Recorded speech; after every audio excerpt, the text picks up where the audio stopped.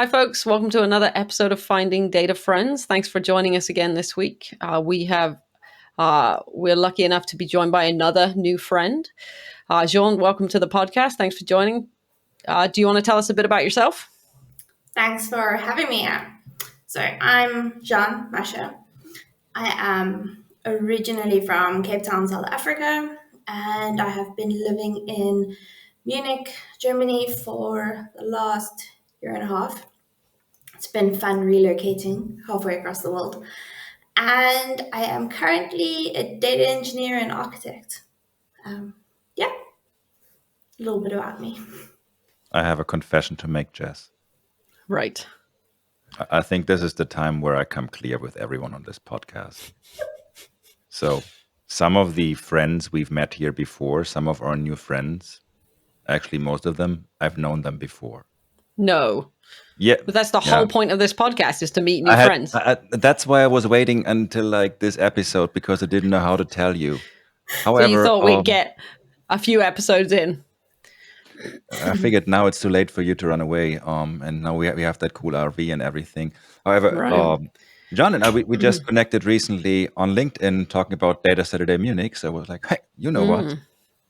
Let's also make it. So where I'm actually going with this, besides this brutal confession, I mean, I have no idea how people will react. If you're still with us, if you made it through this shocking, I can't stress, shocking announcement, we would love to meet more really new friends as well. So even if you have never met us, feel free to reach out, connect with us on LinkedIn or something. We would love to have you on the show.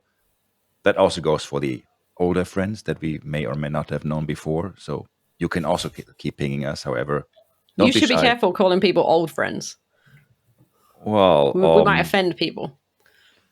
That's kind of my jam, offending people. So it's kind of what I do. Anyways, Perfect. With that little this is already a rabbit hole. Exactly. There's that. All I was going to say is we're so happy to have you on the show, and we're happy to have everybody else that might feel like reaching out to us on the show as well. True.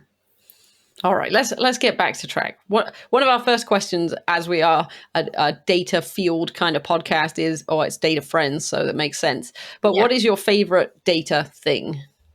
I had to think about this, but my favorite thing is SQL query performance optimization. Okay. Yeah. Like performance tuning. Yeah, I used to have a mentor, and we used to do, there's a website called Project Euler, and you can solve different puzzles with any coding language. I think they have over 99 different coding languages that people solve things with. And then we would solve the puzzles and we would see whose code ran the fastest. And that's when I got into it. Nice. Yeah. And then we had a SQL Saturday in Cape Town, and Benjamin Navarez came, went out with him, hosted him for a few days. And then I got firsthand picking the brain of the person who writes the books on query optimization. And I just I really enjoy the puzzle of trying to make something faster in SQL. One of my colleagues is an excellent performance tuner, and I always complain because it feels like a dark art to me. Like, this is Claudio. I work with him, and he teaches me to make the plan more simple, make it nice, like it looks more simple. And I took this query and I made it simple, and it ran in like twice the time. So it's like the reverse of performance tuning. If you need that, you can call me. What are we going to call that? Like the SQL slow lorry, or what's? Yeah, it's like performance untuning is what I'm good at. I think that should be a sticker or a T-shirt or both or all of it. Or oh my God, how that would be so cool. Right? Yeah. No, I think so. I'm very good at it. But it does feel like sometimes things work and sometimes things don't work, right? Depending on so many other factors. Like, there are a lot of factors, and I think you have to know quite a bit about what you're using in your query and how it performs based on your volume of data as well. Mm-hmm. Yeah. And I think it only comes with many years of experience and playing with it. But that query ran fine with my 10 test records. I don't know why it's not with like 10 billion records. I mean, it's both weird. times 10. I mean, it should be the same thing. Yeah. Also, it's I like mean, that not and to brag, Jess, but hardware I'm and way ahead of you with that because my queries, they're slow from the beginning. I don't have to untune them. Just nice, smart. Yeah, I'm Yeah. teaching a I'm teaching a full week class. It could be a lightning talk, but I'm doing it extra slow, like my queries, so I'm taking extra time. Ouch. Do you still do performance tuning stuff now in your current role? Yeah. I do consulting, so there's always clients who have slow systems. So Yeah. it's quite fun. At my last company, I got to optimize a query that was used for machine learning to do statistics for the Tour de France. That was fun. Oh, that's super cool. Yeah. And very appropriate at this time of year, as long as we're not Yes. posting Yeah. this podcast after the Tour de France. We will post this in December, just Perfect. because. Yeah, that was a few years ago. Okay, very cool. Query was 30 minutes and I got it down to, I think, 3 seconds. Nice. So, Yeah, yeah. that's When awesome. you say you're a consultant, is that like mostly DBA centric then, or all over the board? I work for a consulting company.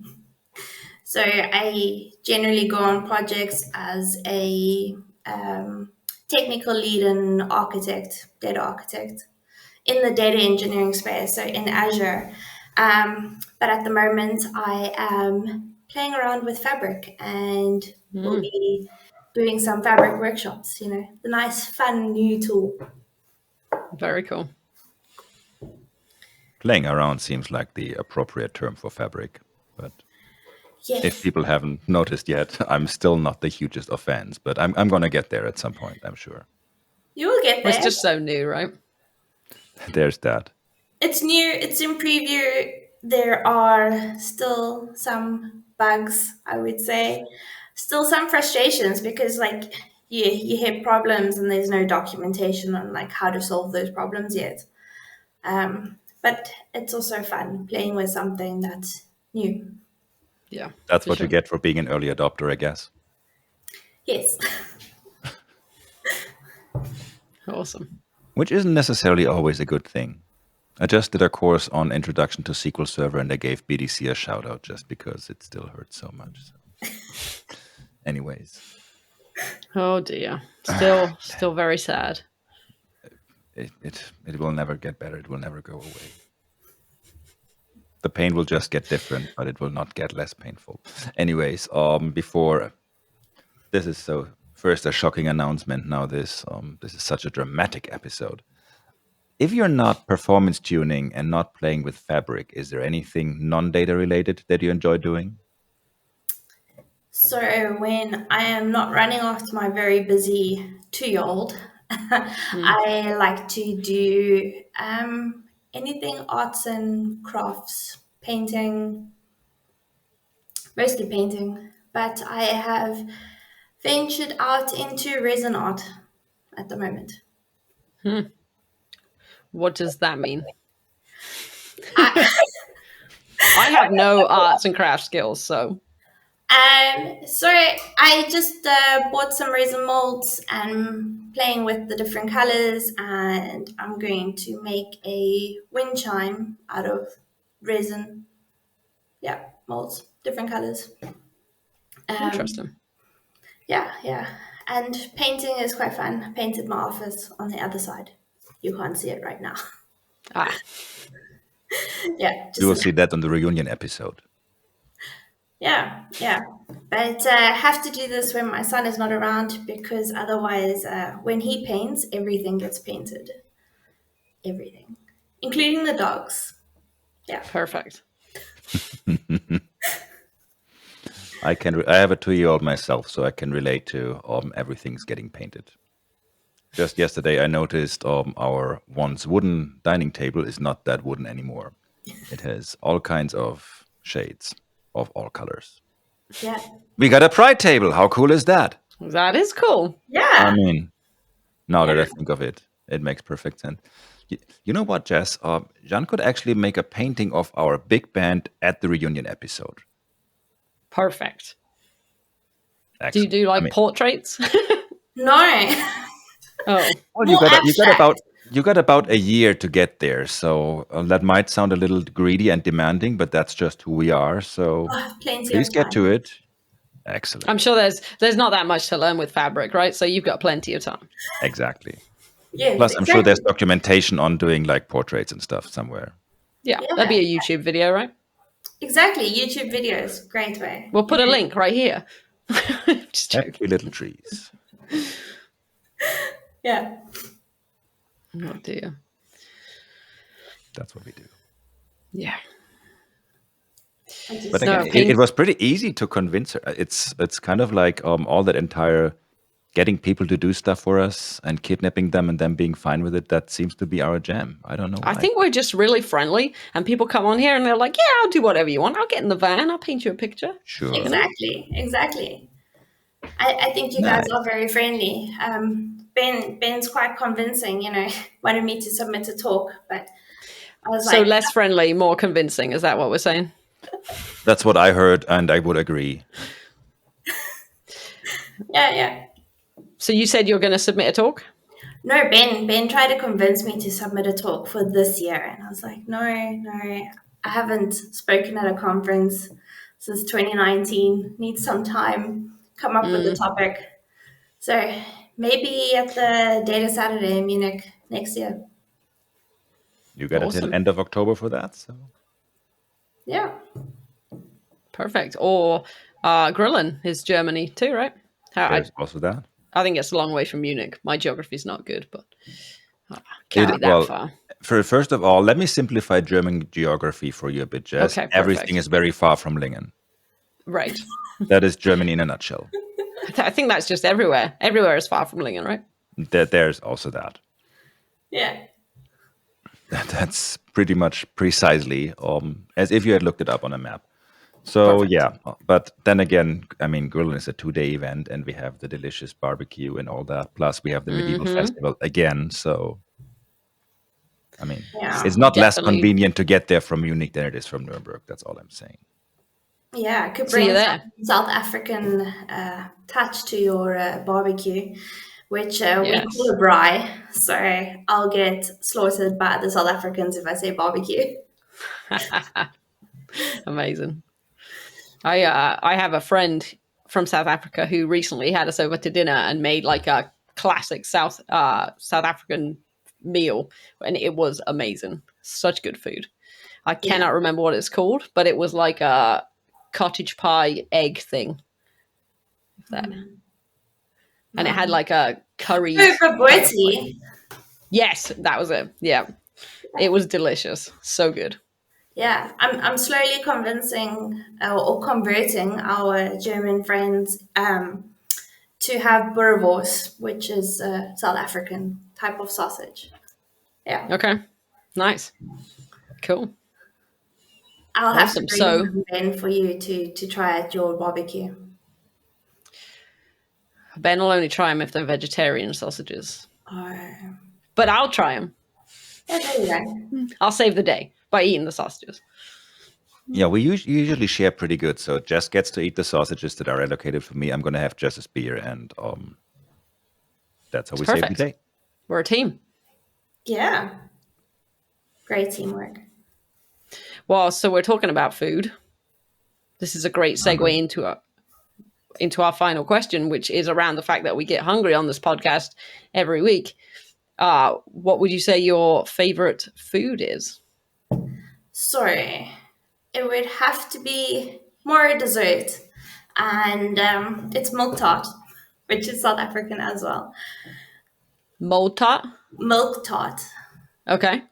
Yeah. So, we moved here and I started making all these desserts and taking to my neighbor. And I didn't realize like peppermint crisp tart, which is also South African. I didn't know it was South African until I take it to people who do these things.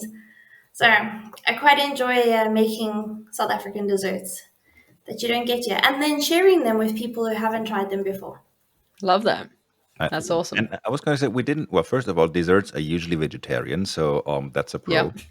And also, we didn't have that many desserts yet. I mean, we talked about chocolate, but I think that is about it when it came to non-savory food. Yeah.